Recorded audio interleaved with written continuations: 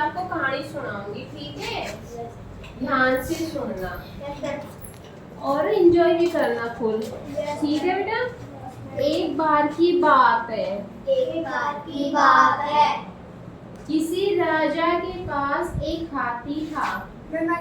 महावत रोज उस हाथी को स्नान करवाने के लिए नदी के उस पार ले जाया करता था। कहाँ ले जाता था? नदी पर। कहाँ ले जाता था स्नान करवाने? नदी पर। रास्ते में एक दर्जी की दुकान पड़ती थी। दर्जी जानते हो कौन होता है? कौन होता है?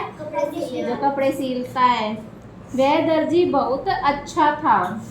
वह रोज हाथी को कुछ ना कुछ खाने को देता था। आवाज नहीं। वह दर्जी हाथी को कुछ ना कुछ रोज क्या देता था?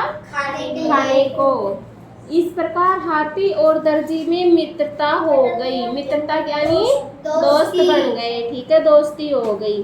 अब हाथी रोज दर्जी की दुकान पर आता और दर्जी से उसे कुछ ना कुछ खाने को दे देता था। एक दिन दर्जी किसी कारण से क्रोध में बैठा था। रोज की तरह हाथी उस दिन भी उसकी दुकान पर कुछ खाने की इच्छा से आया और आते ही उसने अपनी सूंड खिड़की से दर्जी की दुकान में आगे की। दर्जी ने उसे खाने को कुछ नहीं दिया, बल्कि उसकी सूंड में सुई चुभो दी। क्या चुभो दी? सुई। हाथी को बहुत दर्द हुआ और उसे गुस्सा भी आया, ठीक है? आ रही समझने?